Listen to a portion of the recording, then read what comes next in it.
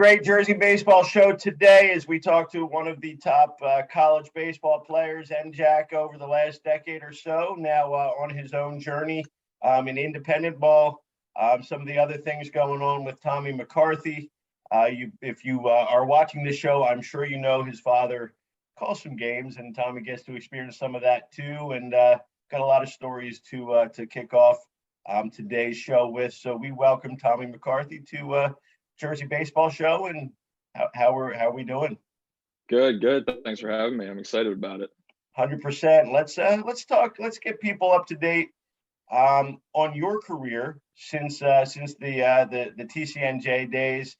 NJAC Baseball Player of the Year 2018. Couple of championship rings you can show off if you want. 2017, 2019. You know, obviously it's tough enough to win the NJAC once, let alone twice. But since then, post-COVID, you've kind of taken the indy ball route. You've had the chance to do that, and I think we're rehabbing a little bit now. But let's get everybody up to date where Tommy McCarthy, the player, is at this point. Yeah, so I graduated from TCNJ in 2019, and like a lot of guys, I really didn't know exactly what I wanted to do out of school. I definitely wanted to keep playing, and I wanted to stay in the game. So I originally actually took the job as one of the volunteer assistant coaches at Ryder. And so I was running camps, going recruiting and stuff, and then ended up getting a call in the middle of August asking for a team in Gary, Indiana, if I could meet them in Lincoln, Nebraska the next day. So I said, absolutely. And I took a flight out that night and met the team there. And since then, I played there for the last 2 weeks of 19. And during COVID 2020, I was supposed to go back, but ended up playing with over in Somerset with Somerset Patriots and New Jersey Blasters. And since then, played this past year in Gary, like you said, got a little rehab going on. I ended up breaking my foot during the middle of the year, so rehabbing that. But trying to look forward to next year, see what the plans are moving forward. So what's indie ball life like? I mean, it's like you literally, from probably day one of birth, I think your dad was still very much the voice of the Trenton Thunder at that point. So you literally started life in the minor leagues, yeah. And now playing indie ball. But tell us what it's like, for those of us who don't really know, life in the Midwest, the indie ball experience. I mean, it's something that's, I'm sure you've got stories that could fill for hours. Yeah, absolutely. And honestly, I think the first thing that, like, you think of indie ball, and like someone said this to me one of my first days, he goes, think of the name, it's indie, individual, like indie, you're by your, like, you got to do things on your own, and like really it's a grind, like everybody says. And living in Indiana, like Gary, Indiana, you'll hear there's some tough stories about the town of Gary, Indiana, but I enjoyed it. Honestly, I really did. It was a completely different experience. Something that a lot of people don't know, I actually lived in a nursing home this year.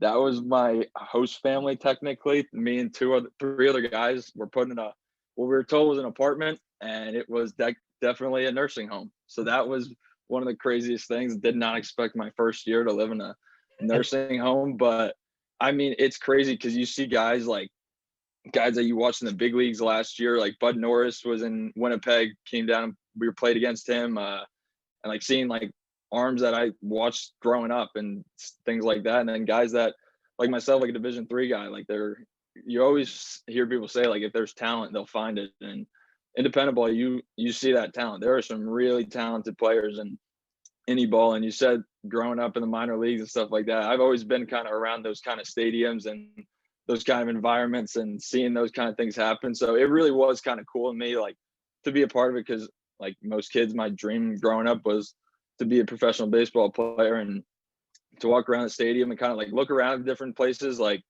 going to cities that I never thought I'd ever go to, like Fargo, North Dakota, like Sioux Falls, Iowa, Sioux City, or Sioux Falls, South Dakota, Sioux City, Iowa. A lot of cities that those flyover states that you hear about that never really thought I'd get to playing baseball at them, which is pretty cool. People in the Midwest, a little different lifestyle than back home. It's a way different. It's very slow, and it, like it's definitely an adjustment, honestly. And then this is like number one Jersey thing. I came home first day I was driving from Indiana right to Ocean City, New Jersey, and I'm going through Philly and I hear honking again. And I'm like, okay, I'm home. Yeah, we're back. Cause when you're in Indiana, people are, nope, you go first, and just like letting you go. And then come back to Jersey, you got the honking and road rage is back. Yeah, but the pizza's a little bit better. Pizza's way better. I had a lot of Domino's while I was out there. Yeah, it's either Domino's or deep dish, and that's an acquired. I don't know that's. I enjoy it, but I don't know that that's really pizza. It's almost like it's like a casserole with pizza ingredients. Yeah, it's its own dish. Yeah. So what's one memory of independent ball that you can share that obviously the talent is pretty good. I mean, probably better than what most people would think, for independent ball. But, that one story you could share that, maybe the lifestyle isn't quite the glamorous lifestyle that people associate with professional baseball. Oof.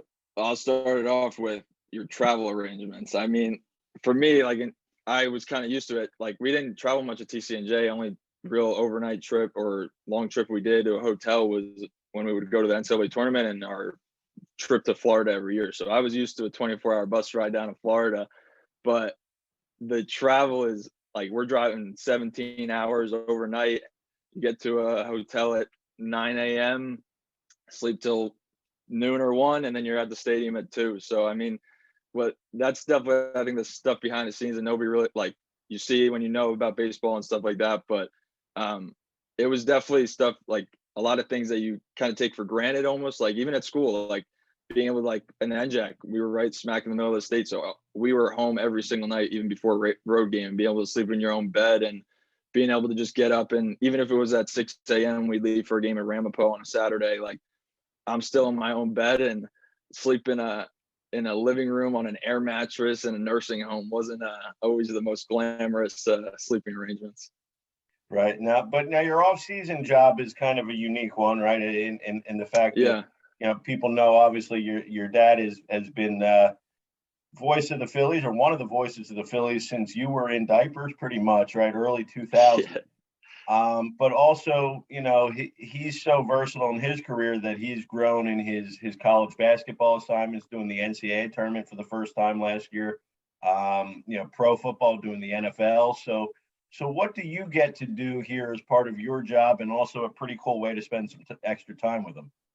Yeah, absolutely. My brother and I have been pretty fortunate, especially with the opportunities that he's given us, but that he's been given as well. I mean, like you said, we grew up around the game. He started in 94, 95, I think, with the Trenton Thunder, and I was born in 97. So I literally was born to the stadium. And my mom didn't work at the stadium, but like she worked at the stadium. She would do stuff like handle the money sometimes. Yeah, we were there from the moment we woke up to the moment we went to bed. So there's pictures of us like walking around the clubhouse with when we were 2 years old and stuff like that. So we've been around the game, and we literally would sit on his lap when he would call games like for the Trenton Thunder and stuff like that. And so we've kind of always been in the booth with him and been around it, which has always given us kind of the want to do it. And it is what my brother's decided to do. He's done it for about the past 5 years. But so now, now that he works with CBS, when he works with CBS, he gets to bring his own spotter and his own stat guy. So spotters, my job usually for football is I stand right next to him, and I just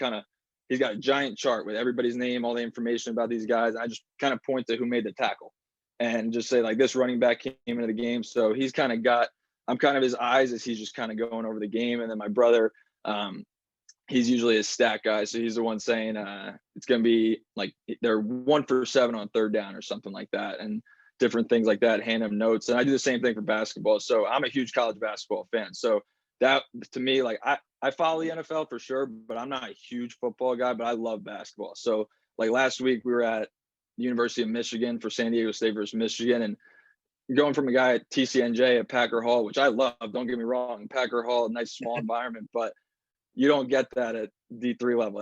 That was a cool environment, and things like that, like going to these different games, like going all over like states that I've never been to just because of football, like going to Denver, Colorado, we've been to, and Arizona, and all these different places. And that's why I definitely we were talking earlier, post-playing career, definitely thinking about it, just because there's so, like, I've been around him my entire life, and I see the opportunities that he's been given. But it's been awesome to be along for the ride and kind of see my brother started up too now, because I always hear stories about my dad's days in the minor leagues and stuff like that, and see my brother go through it now and talk about the grind of the minor leagues. It's the same thing for a reporter or broadcaster.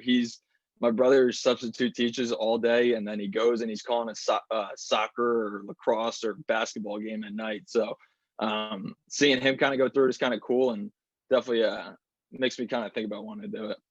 Definitely. Now you had a pretty interesting experience because of Patrick's unique experience this year, in that, you know, he was filling in for your dad when he was out, I guess, covering preseason football, right? Yeah. So he at age 26, you know, the voice of the Iron Pigs gets called up for a weekend and a couple games to cover the, you know, to do the Phillies, which, so I was saying, you know, I couldn't even imagine doing something like that at that age, you know, sitting with Ruben Amaro Jr. and calling the game for television. But what was it like, you know, obviously watching him get to do that was kind of a crazy thing. And the game the first game he got to do was pretty interesting one too. Oh my gosh. Yeah. So the 2 games he got to do were, when we looked at the schedule, we saw we're on the road in San Diego, and we are like, oh my gosh, like, that's going to be awesome. First of all. And like, definitely, like, I knew about it like probably a week and a half beforehand that there was a possibility, because I was still out in Indiana at the time. And so my mom was just there visiting me for my birthday, and she like told me, like, my dad had just called and said, like, so there's a real chance that Pat's going to fill in. And we were just like, okay, cool. And then when it actually came down to it, my whole family, we were at a party for one of my younger cousins, and we all went back to my house after, and there were like 30 people just sitting on the deck watching, and like none of them not a lot of them big baseball fans. Like, my mom's side of the family is Yankee fans, and so we're all sitting there locked in on the Phillies. I know it's tough, but they're all from the North Jersey area, and they're allowed, I guess. They're yeah. okay. And so we're all sitting there and just kind of just seeing him come on TV and like start the open, like it really does even give me goosebumps just to think about now. Like, because that, to us, like, we used to sit in our bedrooms and while we're playing video games or something, we're announcing our video games. Like, so like Right. going from days of wanting to do it and always thinking about doing it, like at 26 years old, being in the big leagues, like whether you're broadcasting, playing, or anything, like my dad always, because Pat is very eager to get going and he wants to move on, like find a good spot and move up in the world like anybody else does. You want to move up the ranks every year. And my dad goes, you're 26. I didn't get my first broadcasting job with the Thunder till I was 26. Right. And meanwhile, he was 21 years old doing Double-A with the Phillies when he was still in college. So your dad was covering high school whatever sports with me. Yeah. He was. I had not even known all the different things that he'd done. He was going to these field hockey games and just writing about field hockey. And oh man, yeah. Some of the stories, his start make Pat's start seem a little more glamorous. A little bit, yeah. But so the game starts, his first game, and Aaron Nola's pitching, and takes him about like a minute and a half to go through 6 innings, and nobody's on base, right? 18 up, 18 down. And the best part about that is, like, we're obviously, nobody wants to jinx it or anything like that. And me and our one buddy are sitting there like watching the game, and like we kind of keep looking at each other like, are we sure this is happening? Like, and we were group chat like with 5 of the guys that he lived with in college that we both played with. And at one point, like probably in the 4th, 5th inning, we're like, okay, we got to stop like we got to make a new group chat and like take him out of this. Like, and at one point he texted us and just goes, oh boy, ... like it's happening. And I texted my dad saying, like, could you imagine this happens? And he goes, what? And I go, like, are you not watching? And he goes, no, I told you that. And it turned out my dad, that first game Pat did in the big leagues, couldn't even watch the game because our MLB at Bat account had so many of our relatives signed in on it because they wanted to watch Pat that my dad signed in late and wasn't even able to watch it.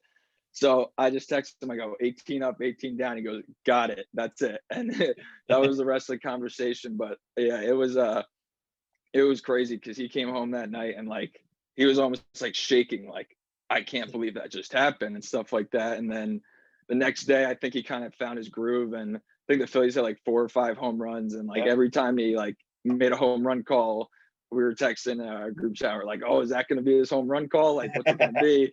And it was funny because he changed it up like 3 different times, and then he went back to the same one, which is I can still remember his turn and watch it fly. And I was like, I think that might be our winner. So, yeah, that was pretty incredible, honestly. And to see him kind of experience that, and then for him, it just like that's the taste, almost like a player. You get like that call up as a player, and all you want to do is, I know what the taste is like, I know what it feels like, and I want to get back there. And it's kind of cool to see him be in that mindset right now, and just like he's searching like he wants to get better in everything he does, and it's pretty cool to watch. Definitely. I want to touch on a couple of things that I thought had some pretty direct and interesting impact with most of our audience. And first of all, your college career, right? You out of Allentown High School, good career at Allentown, part of the growth of that program to the point where it is now, where it's a state title contender every year. You commit to St. Joe's, right? I mean, it was a lot of connections there. It was a pretty neat thing. Great coaching staff. You were there for about 30 seconds, I think, on the grand scheme of things. Yeah. We realized it wasn't the right fit, and transferred to TCNJ, and it was a tremendous fit, tremendous decision. Like I said, conference player of the year, and I think we all know how good the NJAC is. 2 titles, lifetime of incredible friends. What was it that kind of clicked in your mind that was the right path? And what would you say to guys who are in that D1 or else mode in high school? They think they're a failure of some sort if they're not a D1 guy. Yeah, so I 100%. St. Joe's was my dream school when I was younger, because my dad was the basketball announcer growing up. I still have a St. Joe's picture in my room from And they were number 1 in the country, right? He was yeah. I'll never forget the game against Oklahoma State where they lost in the Elite Eight.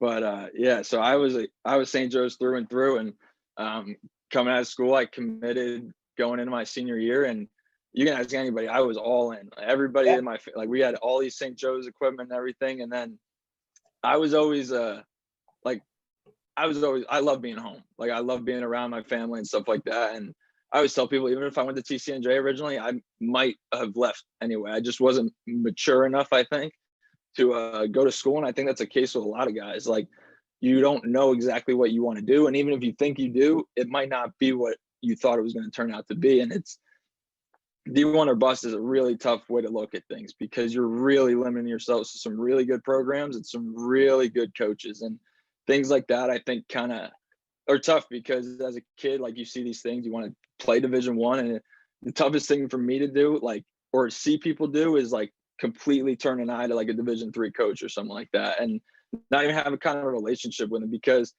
first time I talked to Coach Gluss was when I was a sophomore in high school, and he loved me. He liked me as a pitcher, and I didn't pitch my junior or senior year of high school at all. And so we had that connection kind of just very small. I went on a visit and we kept in touch, but I don't know what it was. When my brother went there, I'd gone to one game. My brother didn't really play that much, but I'll tell anybody, he's the best teammate you'll ever have. And I saw the relationships and the things that he made at TCNJ, and I loved the group that they were with. And I don't know what it was, but when I got to St. Joe's, I mentally wasn't the fit for me. And I honestly am very happy I made the decision when I did. I stayed for a total of 6 days, and then I went to the Phillies game. Actually, I sat with my dad, and I was like, I can't do it. And he's like, what do you mean? He's like, where do you want to go? And there's a picture of my brother, and I just pointed at him, and I was like, I want to go to TCNJ.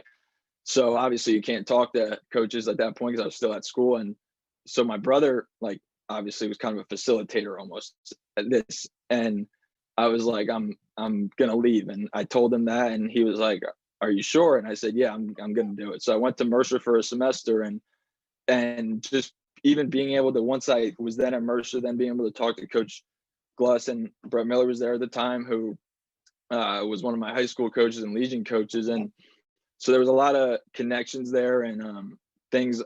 The other thing is my whole family went there. My 2 younger sisters are there right now, and my youngest sister's a freshman, and she is the 20th member of our family to go to TCNJ. So we all end up there at some point. My brother started off at Syracuse and then transferred in, and I kind of followed in his footsteps doing the same thing. But yeah, you talk about a perfect fit, and couldn't have found a more perfect fit. Like TCNJ was 100% the place that I should have been and that I wanted to be at. And the moment that I decided, like when I left St. Joe's, that I want to go to TCNJ, everything in my mind kind of clicked. Like I was just, everything kind of like seemed a little more free. Like I was able to just go and play again. Like, and the cool thing was, like when I told Coach Glass I want to come back, he goes, "I want you to pitch too." So I was like, to me, like that kind of made it like a kid again, because I loved to pitch when I was younger, and I had elbow surgery when I was really young, and I never really did again. And for me, that was the coolest thing, is like being able to have fun with it and going in as a two-way and doing different things, but able to come in as a freshman in January, and they were 18 and 18, they think, the year before. And then after that, like I think we ended up graduating the second winningest class in school history, and completely attributed to the guys in front of us. Like that senior class when we were freshmen, like I didn't know these guys at all, and like knew them for a week, and they completely like bought in and like bring you under your shoulder. And even the guy, my brother's grade was CJ Gerhardt, a local guy, Ben Verone, Alex Christian. Like it was a small senior class when we were sophomores, but our junior class was just the same. Like you stepped up every year to be a leader. And I think something that's interesting is you see so many coaches from our area that went to TCNJ. And I think it's kind of the tradition almost of like Coach Iacono's over at Nottingham, Coach Nice is at TCNJ. Now you got Coach Gawlak down in Stockton, who's probably going to be one of the best coaches in this area coming down to it. He is awesome. And that program, another one in the NJAC, watch out for Stockton in the next 5 years, because he's gonna make them something down there. And you talk about the talent level in the NJAC, and I could literally talk forever about it, because like you got guys everywhere transferring in. Like not everybody finds their perfect fit, and you go to a place like you think Division III baseball sometimes, but I tell people it's a different Division III baseball up here. Like it's legit. And you're like, for us, the NJAC, winning the NJAC was almost like winning a regional World Series. Like it means that much around here, and to be able to do it twice, like you said, pretty proud of that. And definitely something that we talk about pretty often. Yeah, it's pretty cool now to see the resurgence with the northern schools. Montclair with Coach Lorber back up there. William Patterson's picked it up the last couple of years again. Yeah. I think they both have a little ways to go, because they were national champ teams in my generation, but still to see them make that build back. Ramapo obviously in recent years. Rowan is always a stud team there with that area is just loaded. And you said with to see Rich down at Stockton, they're gonna do things they've never done before. Pretty cool, it's not really it was always a really good conference, but still top heavy. And now it's like there literally are no easy games, There are no easy games. And I think one big thing, like our area, Mercer County area, like growing up, like there is some crazy talent in this area. And I think one of the hardest things is to keep the talent here. And like, yeah, it's Division III, but even like you see a rider now, like when I was there, like bringing Coach Petrowski, like a local guy, and they are sweeping this area up and getting guys that are legit dudes from this area. And like, you can keep the guys around here at Ryder, at Rutgers, at even Seton Hall. Yeah. If you can keep everybody around, like this is a stack, and in any sport, it's a stacked state. And it's something that I think kind of makes me like kind of one of the reasons I want to get into coaching, almost just because you see like those guys from our area. And like I was able to help out at Allentown this past year, and helping, like talking to guys about where they want to go, and like getting them a couple of guys going to TCNJ now. I found out last week one of the guys, Mike Doran, is most likely going to TCNJ, and I was fired up about it. Like seeing the guys stay local and because you're going to have success at these places, and find places that you can play right away. Like I talk about my brother with broadcasting, in the same way. Syracuse, huge broadcasting school, he would have never seen a game behind a mic until junior year. Right. You go to TCNJ, he's the lead play-by-play guy as a sophomore.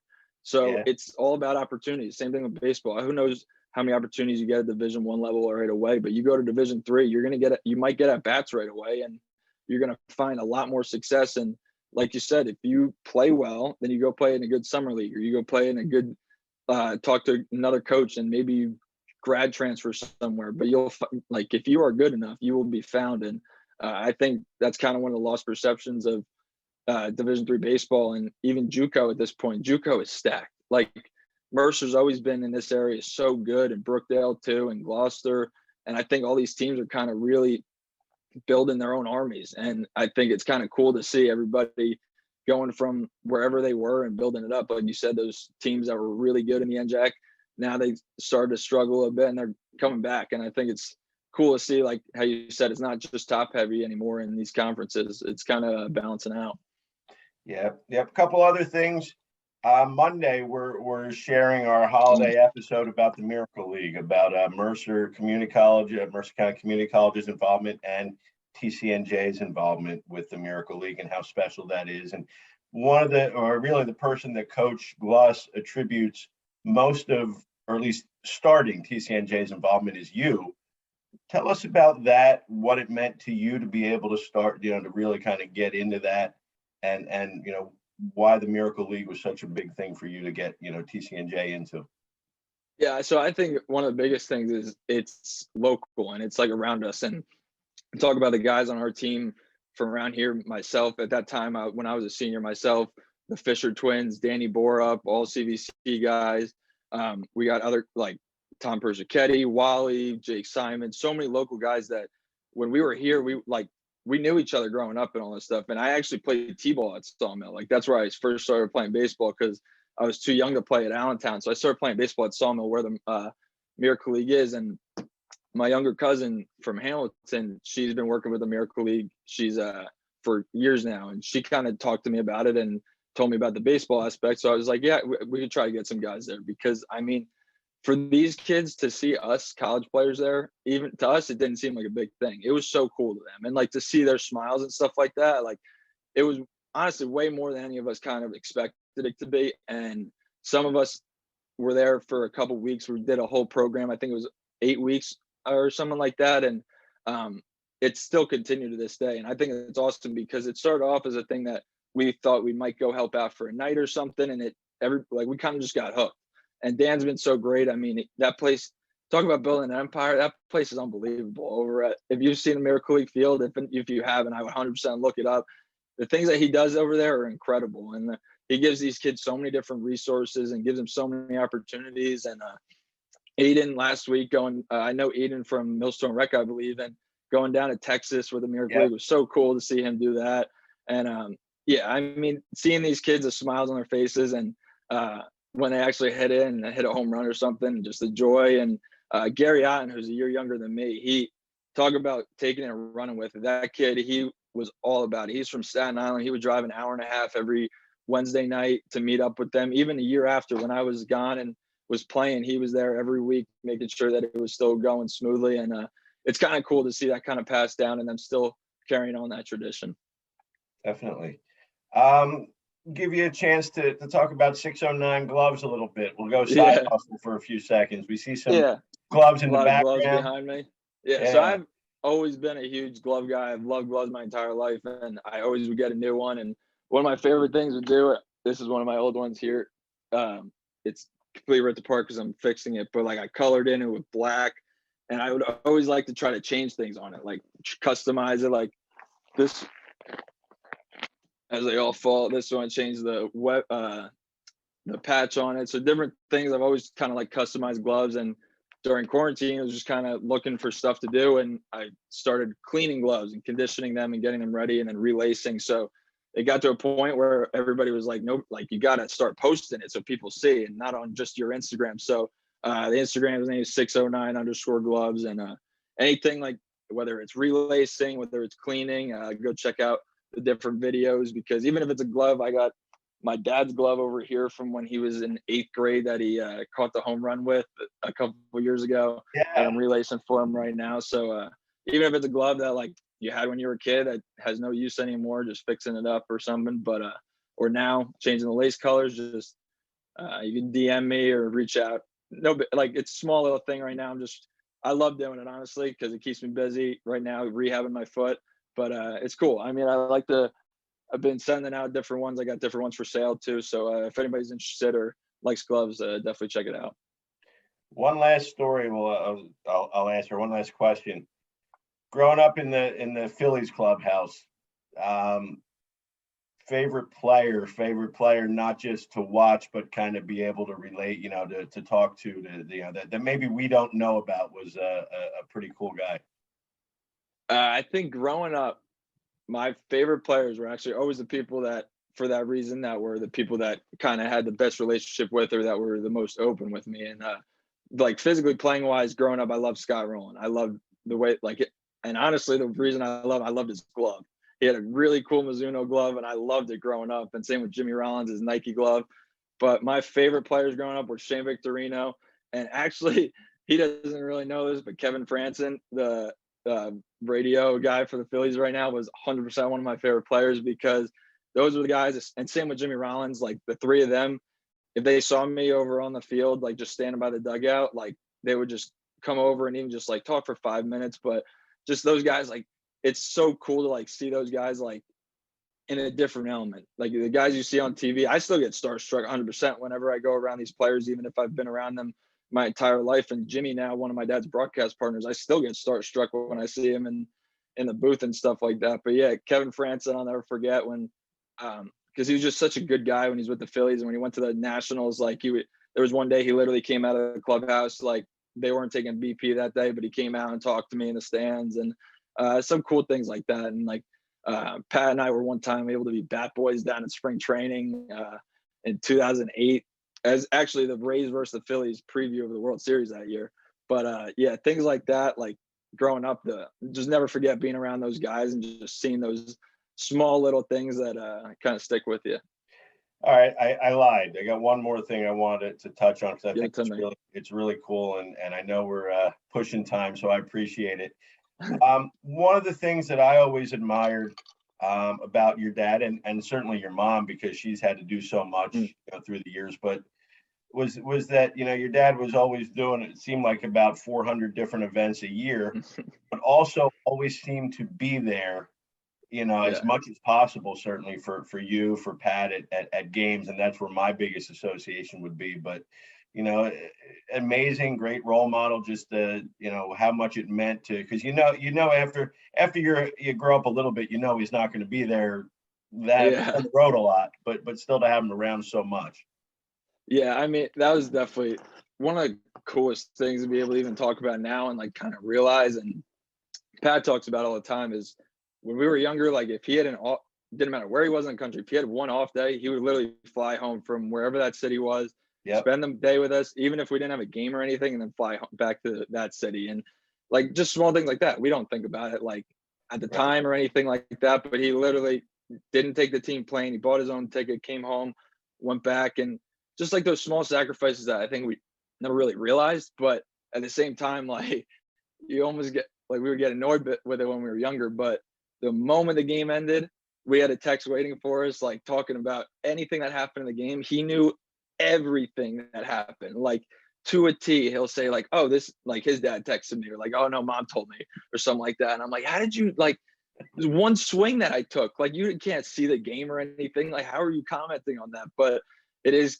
unbelievable to see. And you talk about my mom, and well, I'll say she's the rock star of the family. I mean, when we were growing up, it didn't matter where it was. She was the one bringing us there. My cousins also.